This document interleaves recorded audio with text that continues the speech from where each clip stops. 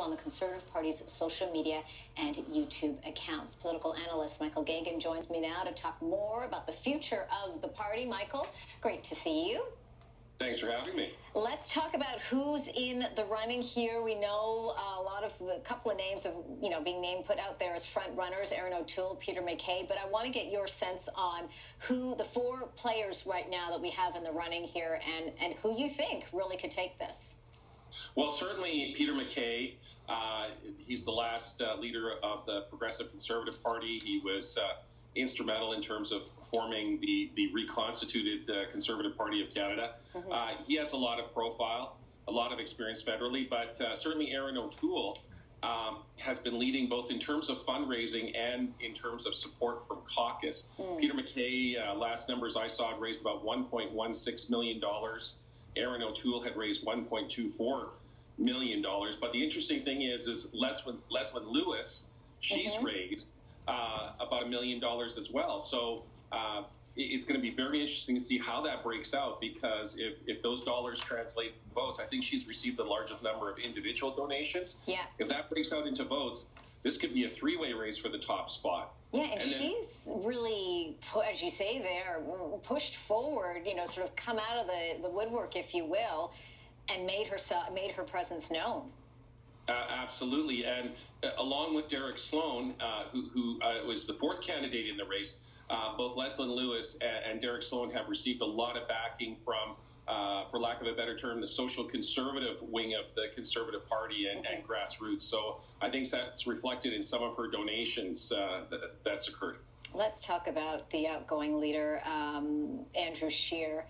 And what his role will continue to be, because he'll still continue to be a sitting MP. Whether or not you think he's going to have some role here, some influence on the direction where the party needs to go to. He talks about the new leader needs to build a strong team in the Commons. But I want to get your sense on what we've seen from Andrew Scheer here, what he's leaving behind, but also, missed opportunities you and I talked about during the election. Yeah, well, certainly Andrew Scheer was seen overall as a bit of a disappointment as Conservative Party leader.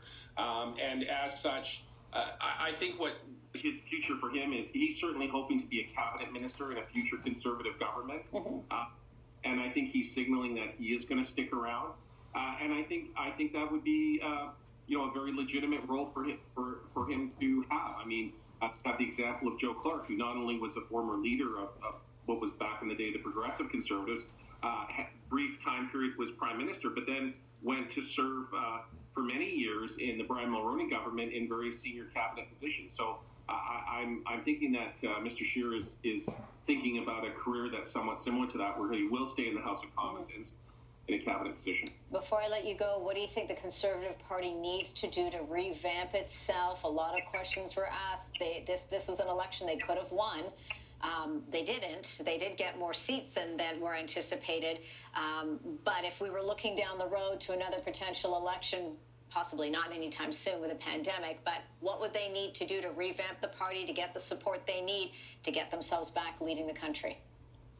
I think there's going to be some disaffected erstwhile Liberals in terms of the fallout from the WE scandal. They have to make sure that whoever they elect as leader is not going to alienate those potential supporters. And I think they maybe have to start looking at some populist measures. You had the Andrew Yang campaign in the United States that really talked up UBI. Its popularity has gone up because of the CERB payments here in Canada. I think those are the kind of policies where the Conservatives have to take a look at that and say, how can we appeal to the sort of broad masses of Canadians who are struggling to make ends meet? And I think that's the kind of discussion they should be having. Yeah, go beyond just being the walls of the opposition there. All right, Michael Geoghegan, political analyst. Great chatting with you, Michael. We'll talk again soon. Take care. Thank you.